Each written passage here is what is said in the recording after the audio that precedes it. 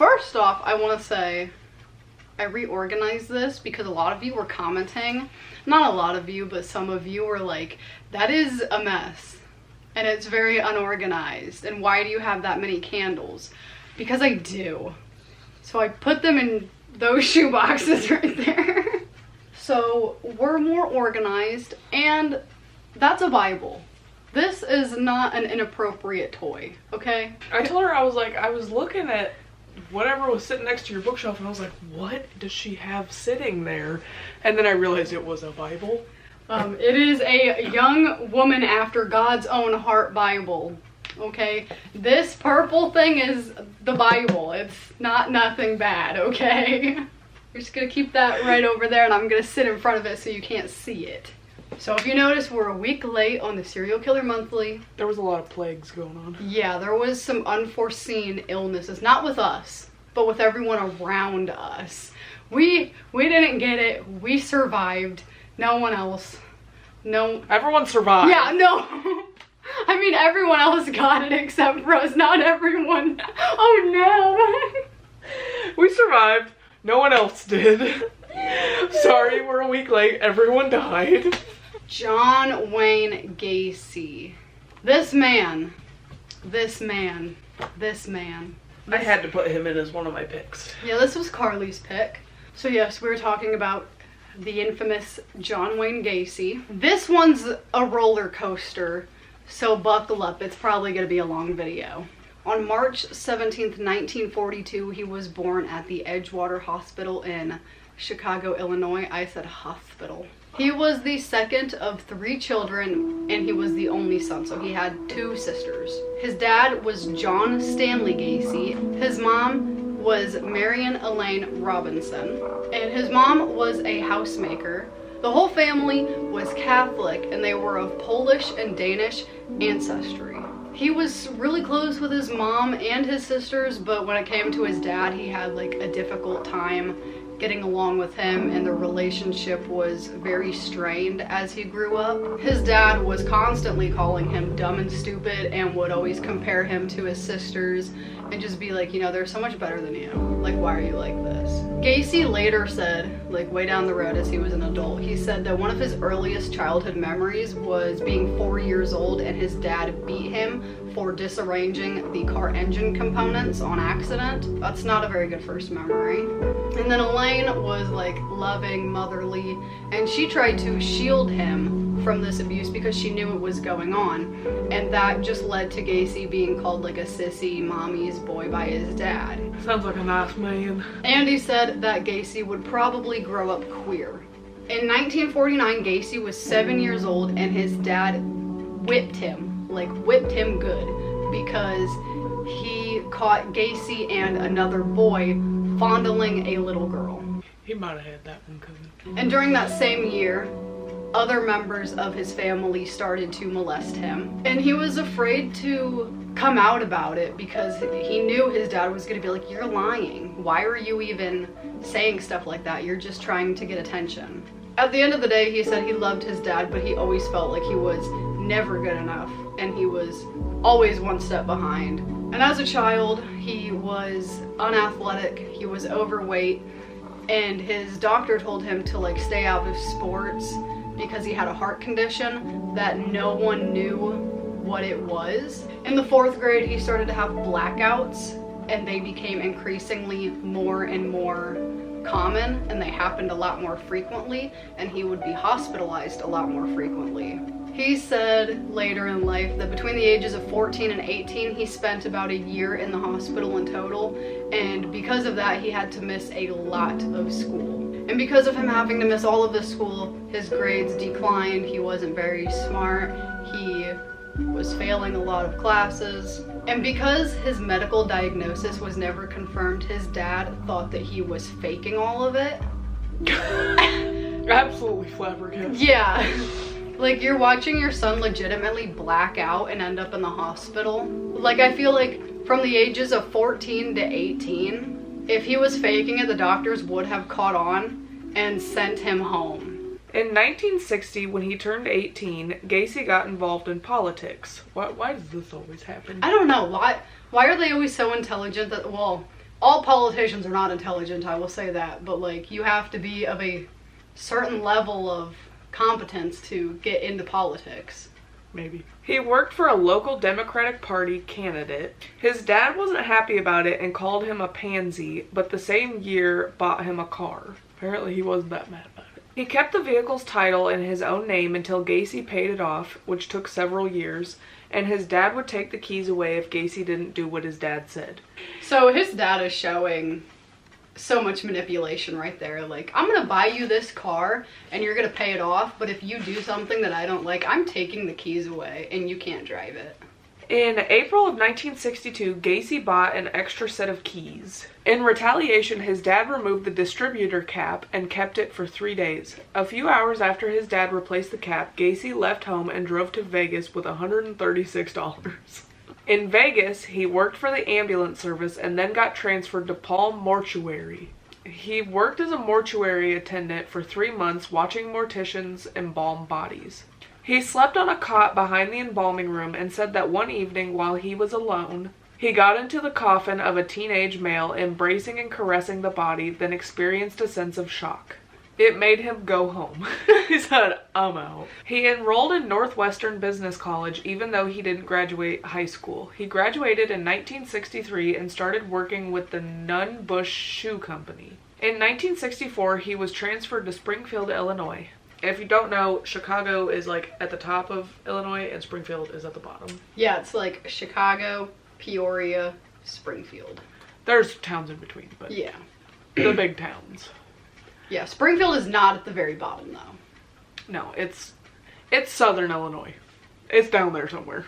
In March of 1964, he got engaged to Marilyn Myers, who was a co-worker. While they were together, he joined the local chapter of Gacy's, the United States Junior Chamber.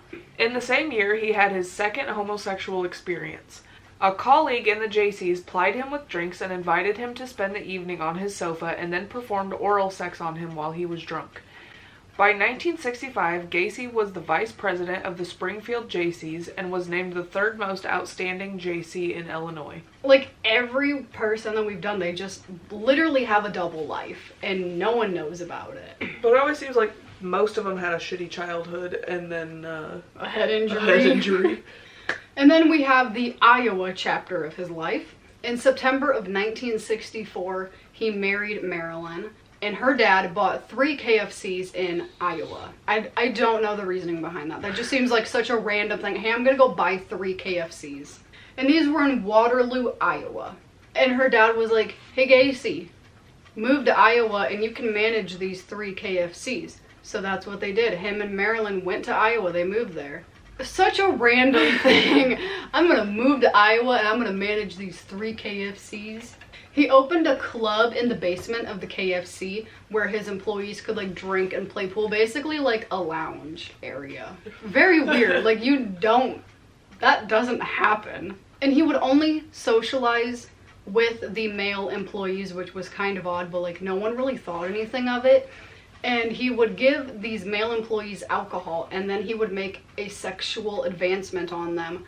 And then if he denied, like if the boy denied him, Gacy would be like, oh, I was just joking, man. In February of 1966, Marilyn gave birth to their son. That's scary.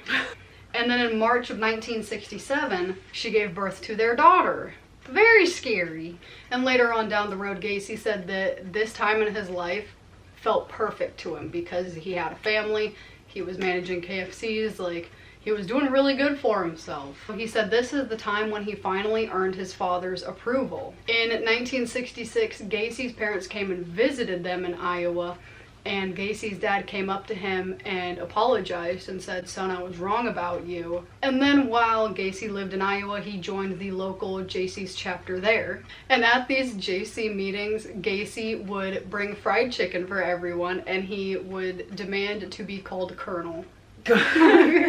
They were involved in drug abuse, pornography, wife swapping, not like the show, actual wife swapping, like swingers, and prostitution. In 1967, Gacy was named Outstanding Vice President of the Waterloo Jaycees and served on the board of directors. Good choice.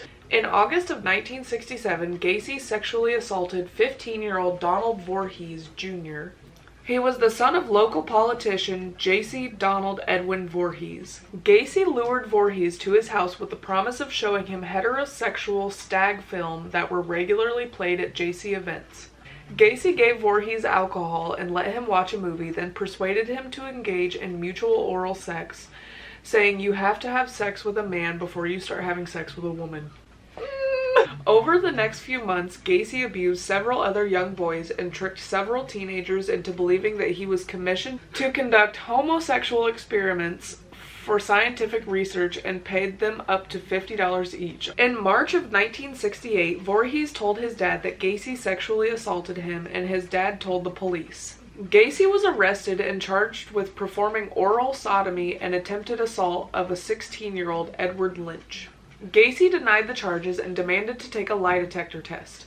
The results were indicative of deception. You a liar. You are the daddy. Sorry.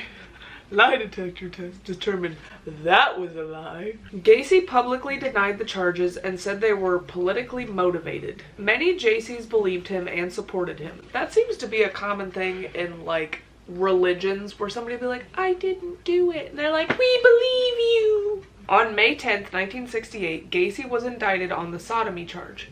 On August 30th, Gacy promised 18-year-old Russell Schroeder, one of his employees, $300 if he physically assaulted Voorhees in an effort to discourage him from testifying in court. Schroeder lured Voorhees to a park and sprayed mace in his eyes and then beat him. Voorhees got away and went to the police. Well, good job.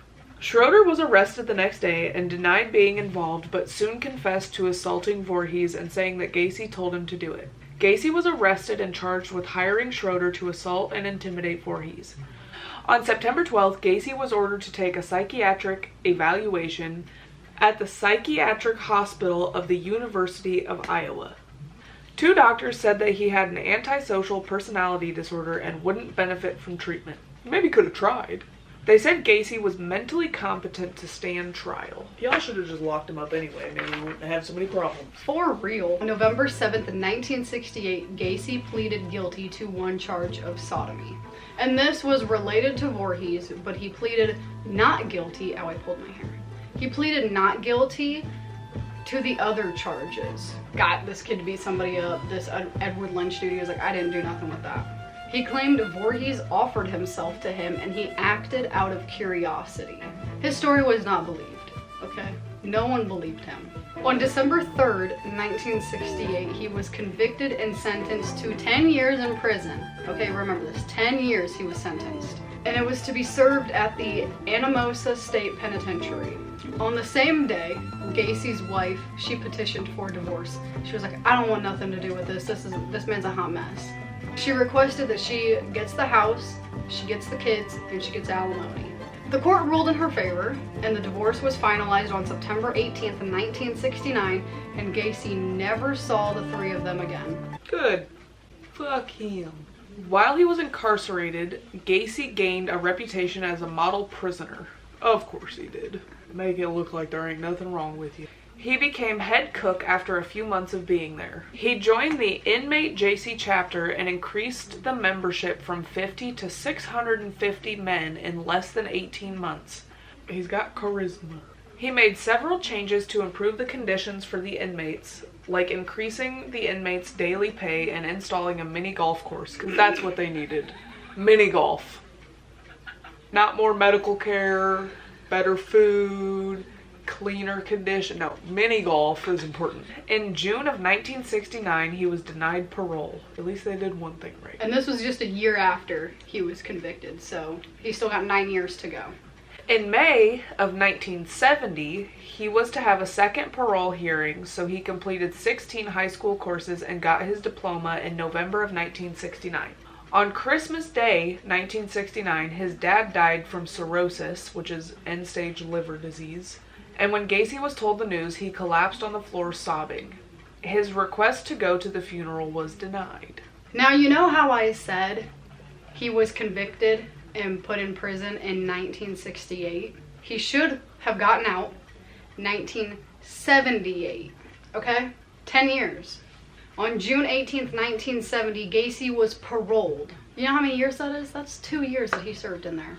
I'm gonna let you out, but you get 12 months probation. What's that gonna do? Ooh. What's that gonna do? He served 18 months out of the 10-year sentence for raping a boy.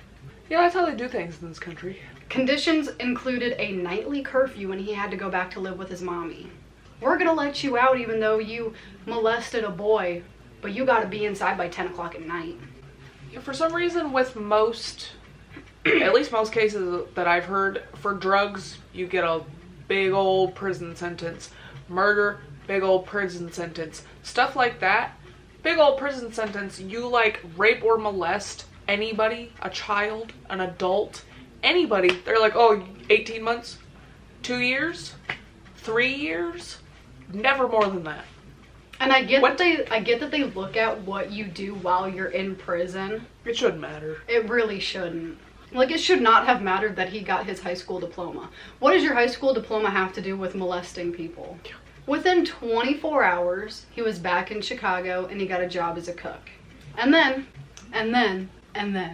February 12th, 1971, Gacy was charged with sexually assaulting a teenage boy who claimed that he had lured him into his car at Chicago's Greyhound bus terminal and driven him to his home where he had attempted to force the boy into sex.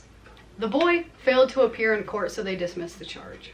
They said proof or it didn't happen. And then, on June 22nd, 1971, Gacy was arrested and charged with aggravated sexual battery and reckless conduct.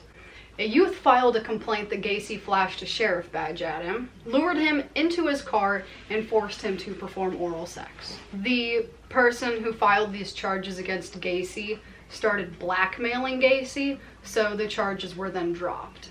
The Iowa Board of Parole, because he was arrested in Iowa, he went to prison in Iowa, his parole is in Iowa, but he's in Chicago. So they didn't find out about these incidents, because if they did find out about these incidents, that's a violation. He would have gone right back to prison. I don't know how they didn't find out. Because it was a long time ago. On October 18th, 1971, Gacy was off of parole. What a mess. Well, I thought you were saying, what a man. I was like, no. No. Gacy bought a ranch-style house with help from his mom. 8213 West Summerdale Avenue in Norwood Park Township, Illinois, which is metropolitan Chicago. Chicago is a very confusing town, and I don't understand it. Because there's like downtown Chicago, but then there's like 3,000 suburbs of Chicago. And they're all like different towns. So then you're like, I live here, which is this town, but actually it's Chicago. I am too small town dumbass to figure out what the hell's going on, so. Yeah. He lived here until his arrest and said that all of his murders happened in this home. He became very active in his community and helped his neighbors from loaning tools to blowing snow from sidewalks for free. From 1974 to 1978, he hosted themed annual parties that were attended by up to 400 people. How do so many people like this man? What was he doing? He really put his fake face on and everyone was like, I love this guy. So then back up a little bit. Still in 1971, in August, soon after him and his mom moved into this house, he got engaged to Carol Hoff. They had briefly dated in high school, so they knew of each other, wasn't just complete strangers. She had 2 younger daughters from a previous marriage. On July 1st, 1972, they got married and his mom moved out. In 1975, he told his wife that he was bisexual. And on Mother's Day of that year, which is 1972, they had intercourse and he told her that would be the last time they did. He started, on Mother's Day, he started spending most nights away from home, not coming back until the early hours of the morning. And he would obviously tell her that he was working late. Carol saw Gacy bringing teenage boys into the garage late at night and then found pornographic magazines in his garage where all of his tools were. She confronted him and he was like, this is none of your damn business what I do. So Mother's Day 1975, He said it was the last time they were doing it together. October 1975, she was like finding this stuff out, watching him bring teenage boys into the house, finding gay porn in their home, and in October she was like, I want a divorce. I don't want to be with you anymore because this is not it.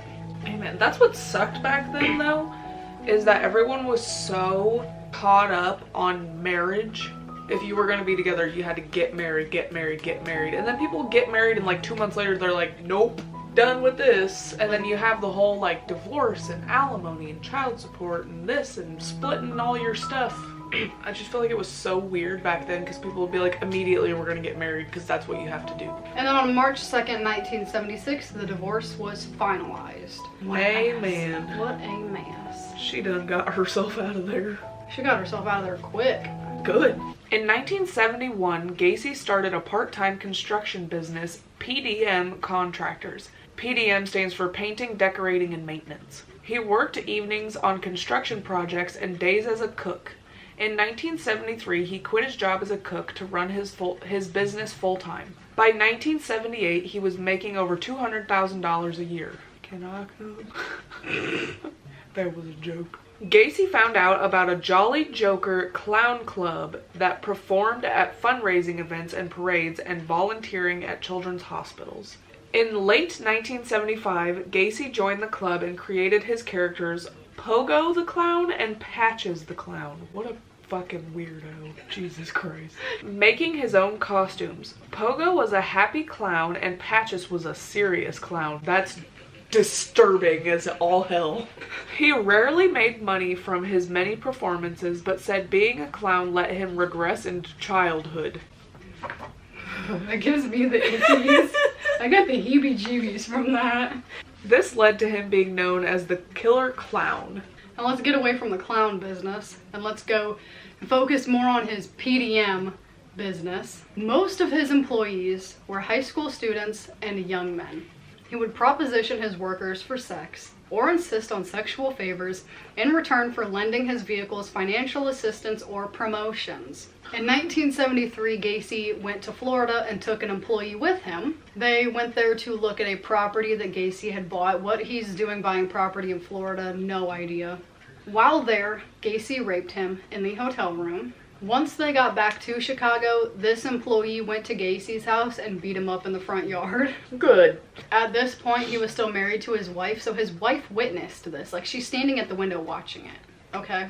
And Gacy comes inside and she's like, what just happened? And he was like, oh, it's because I refused to pay him. In May of 1975, Gacy hired 15-year-old Anthony Antonucci. 2 months later, Antonucci had an injured foot and Gacy knew about this, so Gacy went to his house. They drank wine together and watched a heterosexual stag film.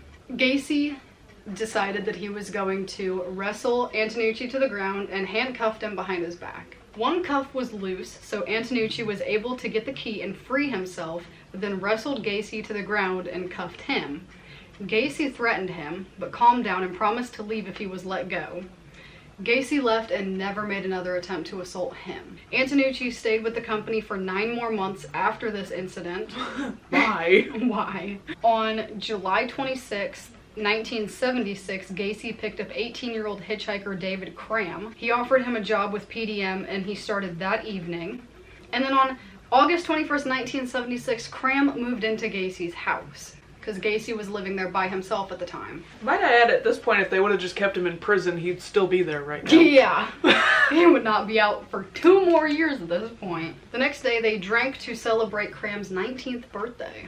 Gacy dressed up as Pogo the Clown and conned Cram into putting handcuffs on in front of his body and swung Cram around while holding the handcuffs. So he's like, what a mess.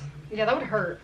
He intended to rape him, but Cram kicked Gacy in the face and freed himself. A month later, Cram was still living there. After that, like, why? Gacy went to Cram's bedroom door to rape him, saying, Dave, you really don't know who I am. Maybe it would be good if you give me what I want. On October 5th, 1976, Cram moved out. I bet he did. And quit. 18-year-old Michael Rossi moved in with Gacy and lived there until April 1977, and occasionally assisted Gacy with his clown appearances. Gacy murdered at least 33 young men and boys. 26 were buried in the crawl space.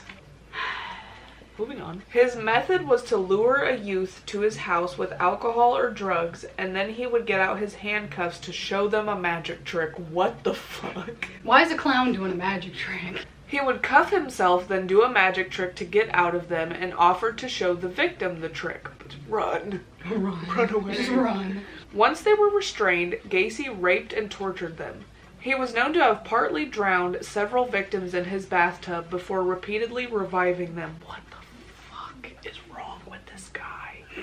Except for 2 victims, all were murdered between 3 a.m. and 6 a.m. He stored the corpses under his bed for up to 24 hours before burying them in the crawl space, where he periodically poured quicklime to hasten decomposition. Some he took to his garage and embalmed before burying. On January 3rd, 1972 is when Gacy's first known murder happened. After a family party the previous evening, he drove to the Civic Center in the Loop in the morning to look at the ice sculptures. That seems like such a weird thing to do. He lured 16-year-old Timothy Jack McCoy from Chicago's Greyhound bus terminal into his car. McCoy said that he was on his way to his dad's in Omaha, Nebraska, and his bus wasn't going to be there until noon. Gacy took McCoy sightseeing around Chicago and took him to his house, saying McCoy could spend the rest of the night there and he would drive him back to the bus stop before his bus got there. Gacy claimed he woke up early the next morning to see McCoy standing in his bedroom doorway holding a kitchen knife. He jumped up from his bed and McCoy raised both his arms up, surrendering, and accidentally cut Gacy's forearm. Gacy took the knife away, banged McCoy's head against the bedroom wall, and kicked him against the wardrobe. McCoy kicked Gacy in the stomach, then Gacy grabbed McCoy, wrestled him to the floor, and stabbed him repeatedly in the chest. As McCoy was dying, Gacy claimed he washed the knife in the bathroom, then went to his kitchen and saw breakfast was made on the table and it was set for 2.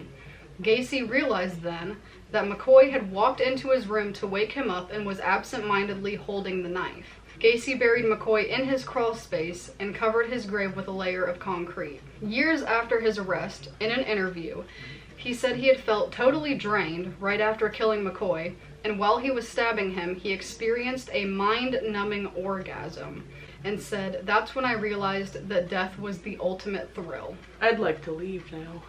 Then around January 1974 is when Gacy said he committed his second murder. The victim remains unidentified, but he was strangled and put in Gacy's closet before the burial. On July 31st, 1975, John Butkovich disappeared.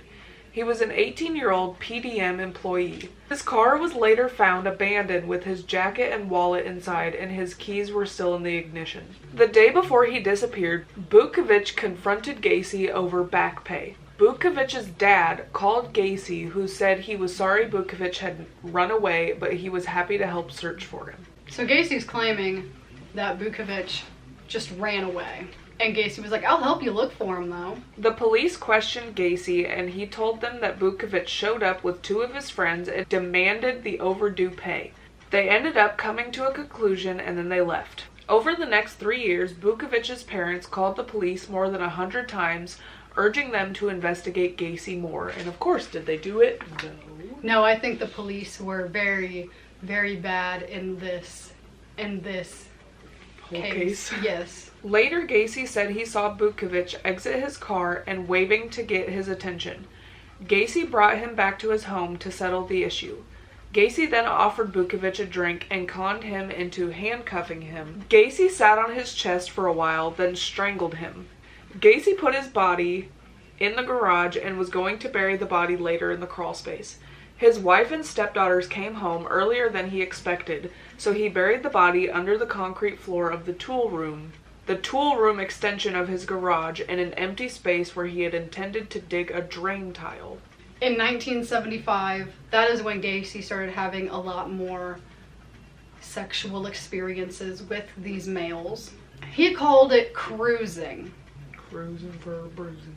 Most of his murders happened between 1976 and 1978. That was mainly because he was divorced by that point and he lived alone. After the second divorce, a lot of the neighbors started noticing a change in his demeanor. One neighbor said that for several years, muffled screams, shouting, and crying could be heard and would wake her and her son up in the early hours of the morning, because all of his murders happened between 3 a.m. and 6 a.m. The 1976 murders. Daryl Sampson, 18 years old.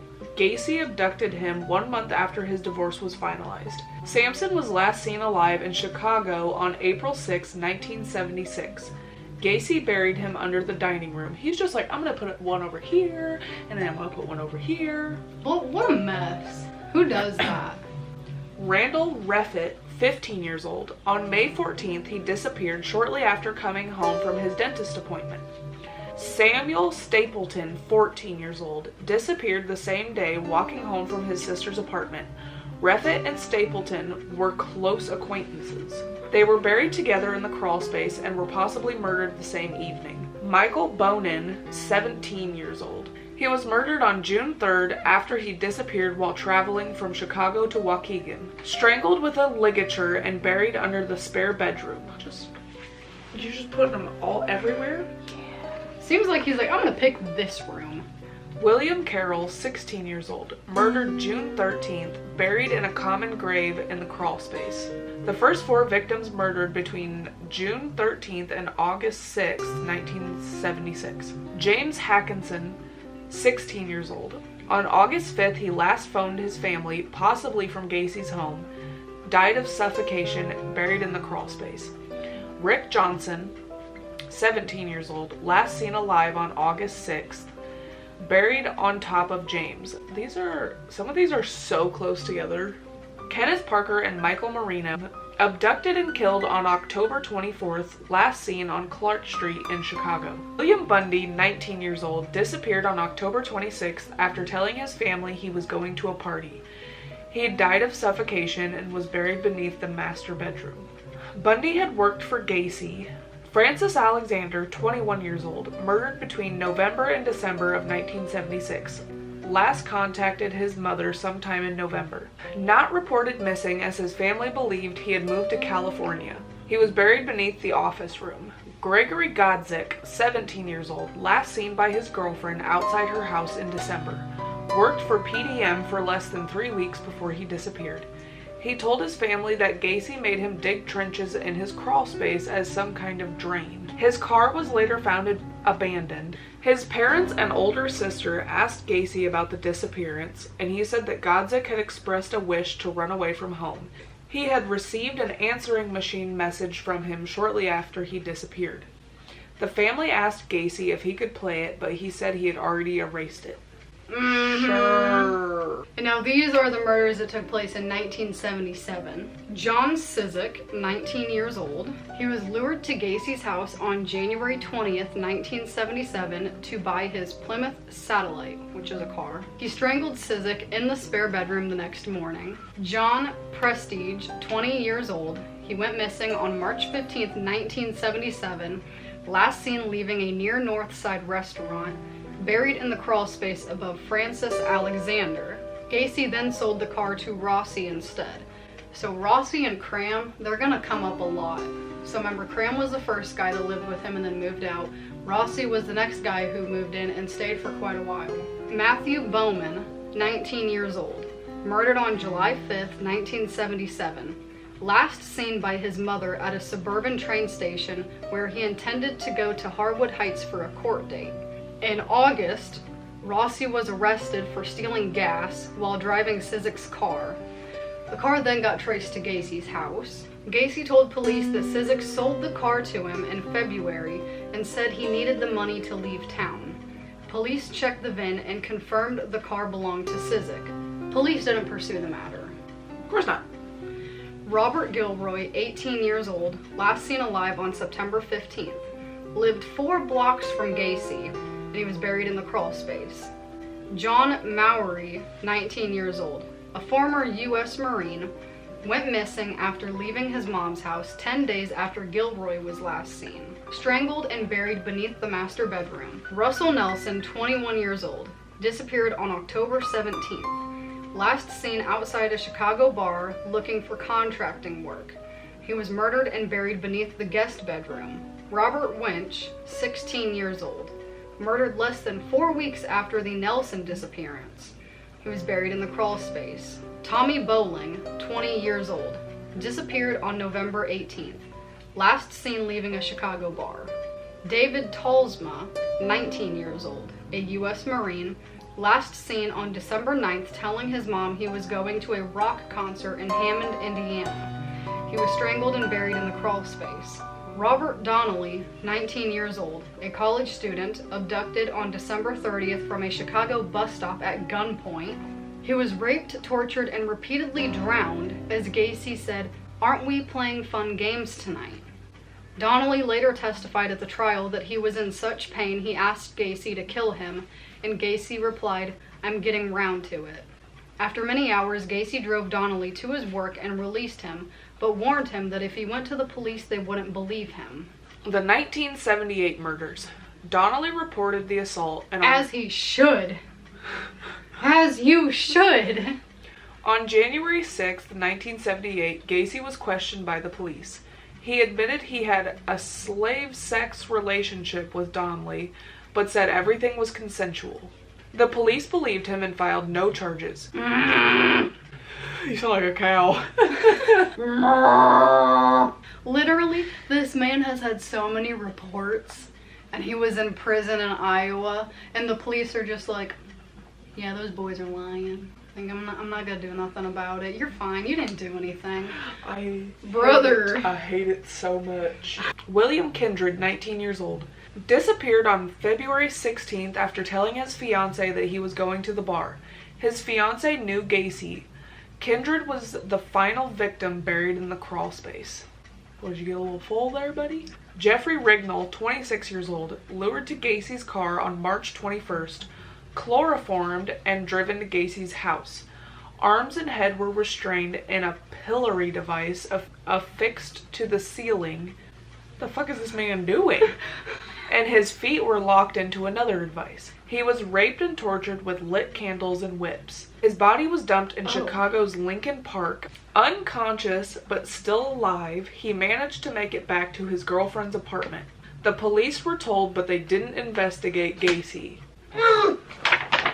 How many people have to go to the police and be like, this man did something to me? He was able to remember the car and the Kennedy Expressway and exact side streets. Him and his friends staked out the Cumberland exit of the expressway.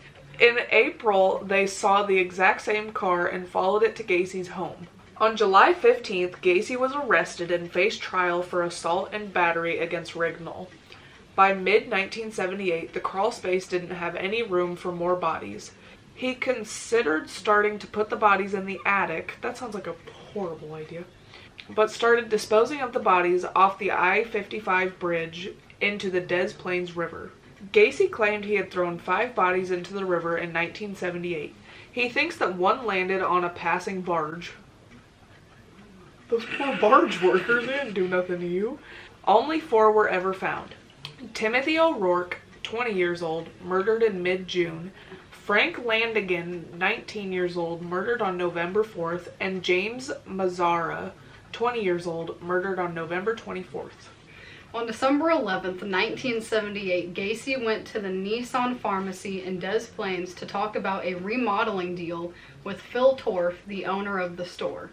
Robert Piest, 15 years old, was a part-time employee and within earshot, and heard Gacy say his company hired teenage boys and paid them $5 an hour, which was almost double what he was making at the pharmacy. Soon after Gacy left, Piest's mom picked him up to celebrate her birthday. He asked his mom to wait, saying that a contractor wanted to talk to him about a job, and left the store at 9 p.m. and said he would return shortly. Shortly after 10 p.m., Piest was murdered. Gacy later said he gave Piest a soft drink and asked whether there was anything he wouldn't do for the right price. Piest said he didn't mind working hard because he didn't know what he was talking about. Gacy said good money could be earned by hustling, then put handcuffs on Piest. Gacy didn't have a straight story on what happened next day, but did say that Robert was crying and scared, and that he had a business call as Robert was dying. Okay, so we're talking about Robert Piest, but every time we say his last name, we can't get through it, so we're just gonna say Robert.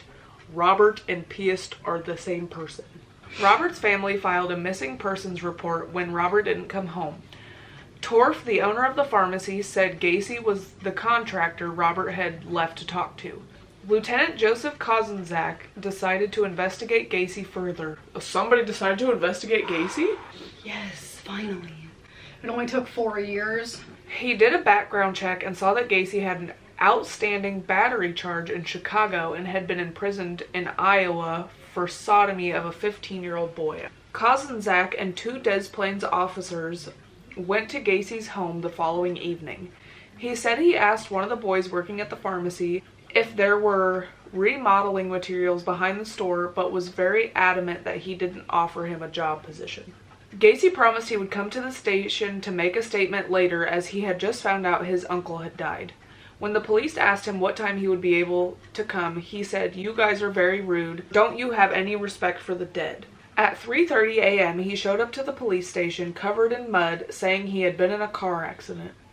The car accident was later confirmed that he actually did get in a car accident. He came back to the station later that day and denied any involvement in Robert's disappearance, and that he had not offered him a job. The police thought Gacy might be holding Robert captive at his home, so they got a search warrant on December 13th. They found several police badges, a starter pistol, a syringe and hypodermic needles, handcuffs, books on homosexuality, pederasty, pornographic films, capsules of amyl nitrite, a dildo, a 2x4 with 2 holes drilled into each end, bottles of Valium and Astropine, several driver's licenses, a class ring with the initials JAS, a Nissan Pharmacy photo receipt, and a trash can with a 36-inch section of nylon rope. For the record, we don't know if it's Des Plaines or Des Plaines, but we say Des Plaines, so... There is a town not that far away that's Des Moines, Iowa, and it's spelled like the same, but we say Des Moines. I'm not sure. Yeah. It looks like Des Moines, but this is not how you pronounce it. You can let us know in the comments if you've made it this far.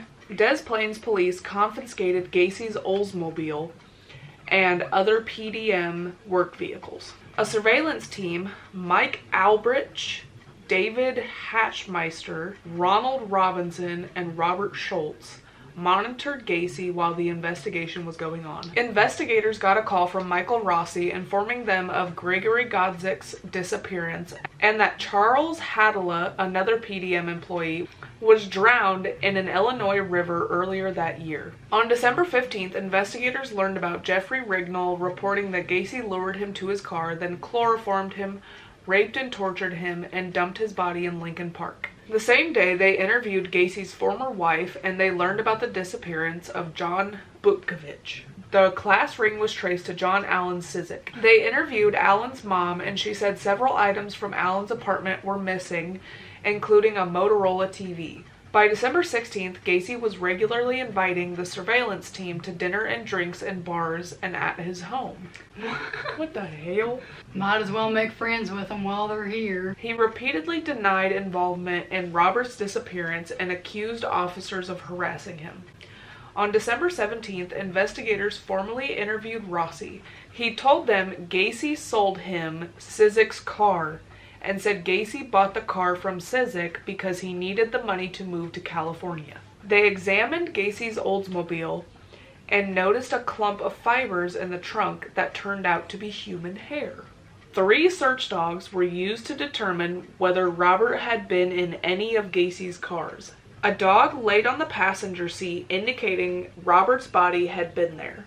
That evening, Gacy took Albrich and Hatchmeister out to dinner. The next day, they went to breakfast where he told them about his clowning and said, "You know, clowns can get away with murder." Why would you say something like that? Like, that is a dead giveaway. By December 18th, Gacy was starting to show signs of strain from being watched constantly. He was unshaven, looked tired, anxious, and was heavily drinking. He went to his lawyer's office to prepare a $750,000 civil suit against the Des Plaines police. The same day, a Nissan pharmacy receipt was found in Gacy's kitchen and traced to Kimberly Byers, 17 years old, a friend of Robert at the pharmacy. She said she had borrowed Robert's parka earlier that evening and had put the receipt in his pocket before she returned the coat to Robert as he left the store. Rossi was interviewed for a second time. He told detectives that in the summer of 1977, at Gacy's request, he spread 10 bags of lime in the crawl space.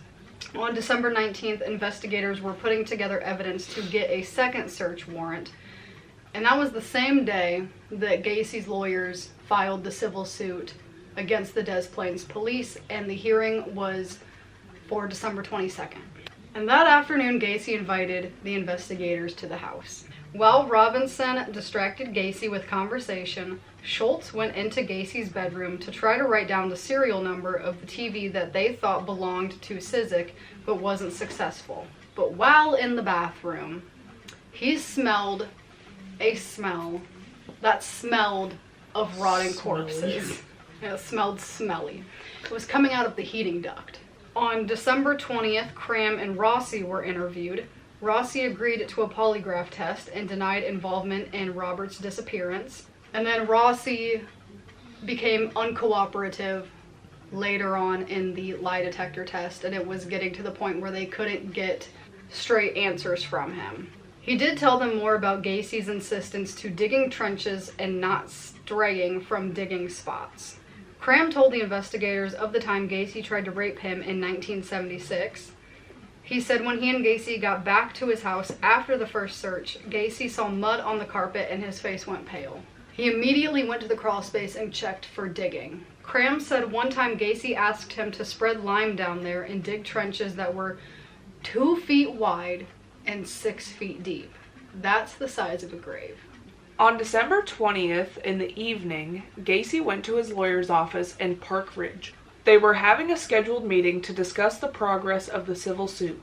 Gacy appeared anxious and disheveled and immediately asked for alcohol. Sam Amarant got a bottle of Seagram's whiskey and Gacy drank 2 cupfuls immediately.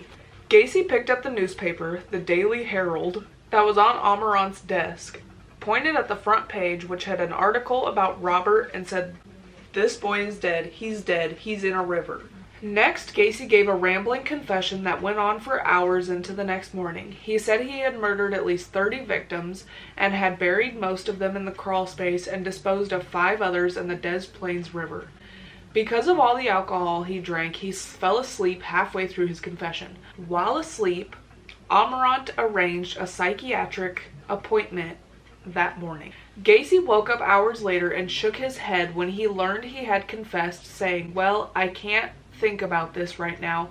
I've got things to do," and then left to attend his business. Why did they let him leave? He's like, "I'm leaving," and they're like, "Okay."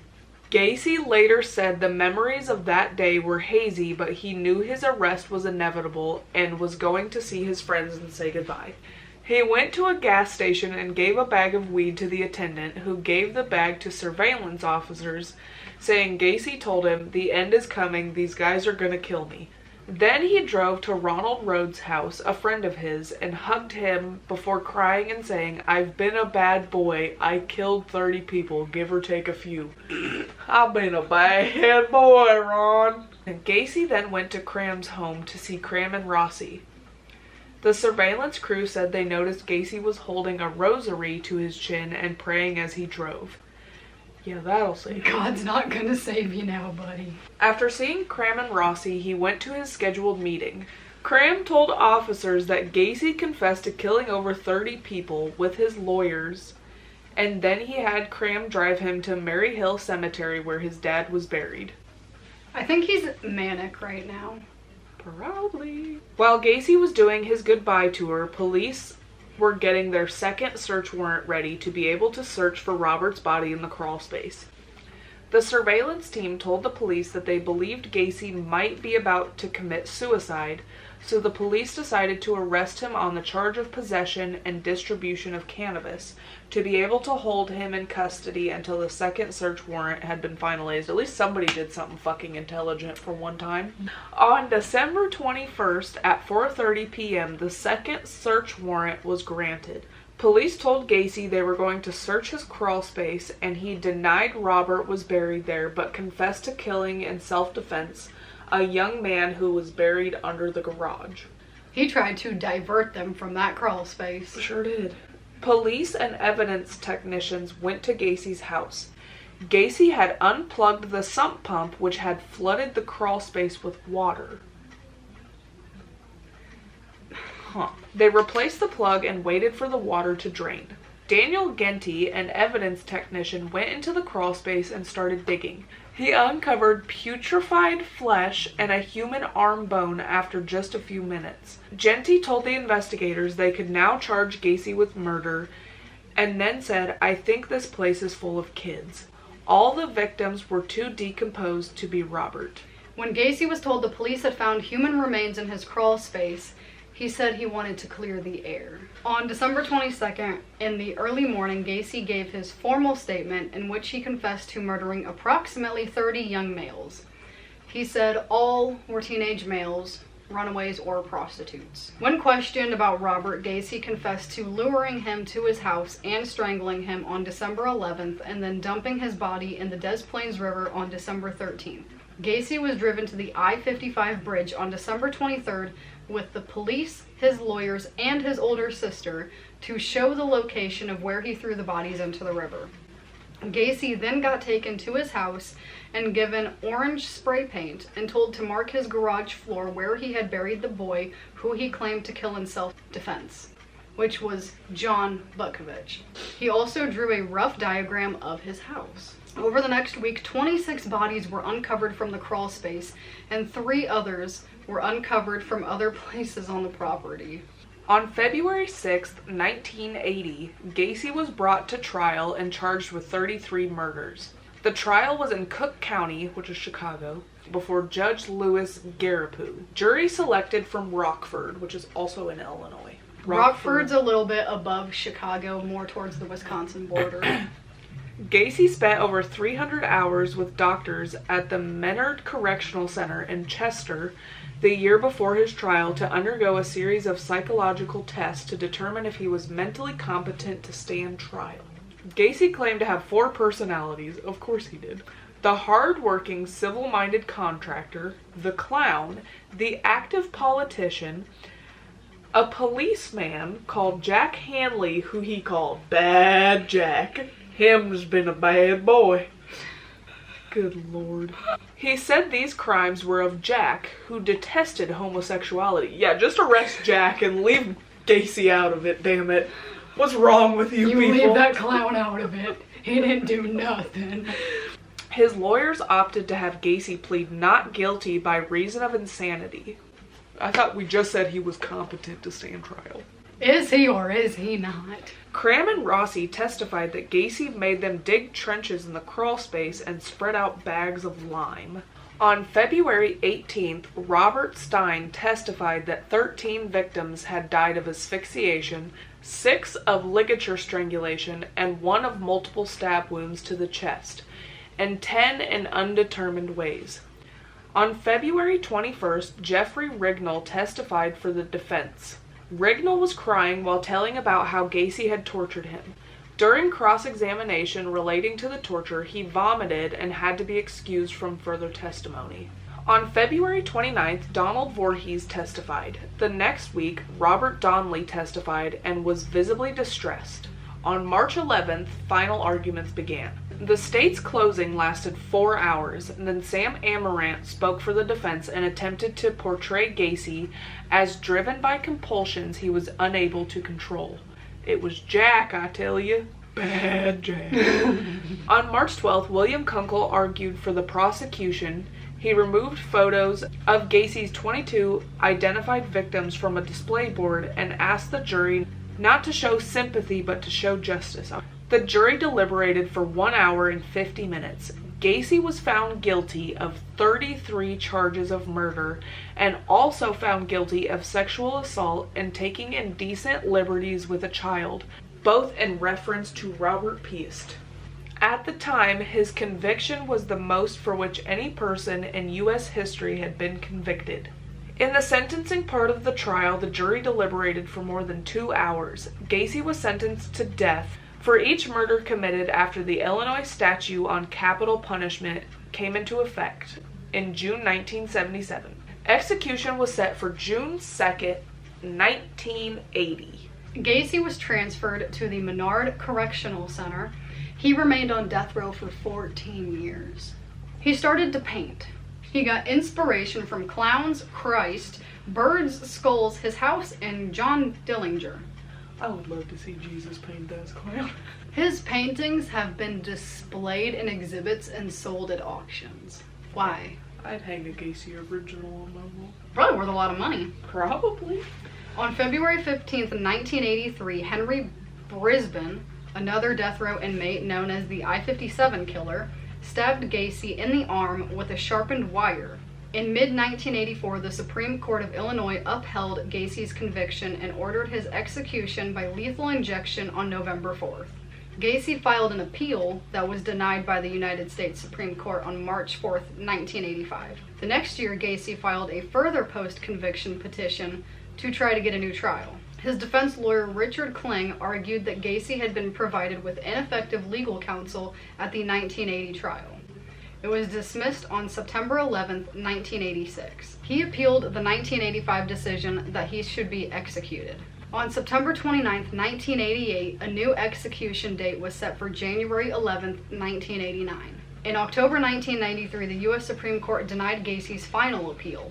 The Illinois Supreme Court set a formal execution date for May 10, 1994. So they went back and forth for years and years and years, and finally they had a date set. On May 9th, 1994, Gacy was transferred to Stateville Correctional Center to be executed. That is also Chicago, correct? Stateville? Yep. In the afternoon, he was allowed a private picnic on the prison grounds with his family. For his last meal, he ordered a bucket of KFC, shocker, French fries, 1 dozen deep-fried shrimp, fresh strawberries, and a Diet Coke. That is such a random combination of food. In the evening, he received his last rites from a Catholic priest. He was then escorted to the execution chamber. A crowd estimated at over 1,000 people had shown up outside the correctional center. That's such a weird thing to want to watch somebody die. Yeah. Before the execution, the chemicals used to effect the execution solidified unexpectedly and clogged the IV tube. The entire procedure took 18 minutes.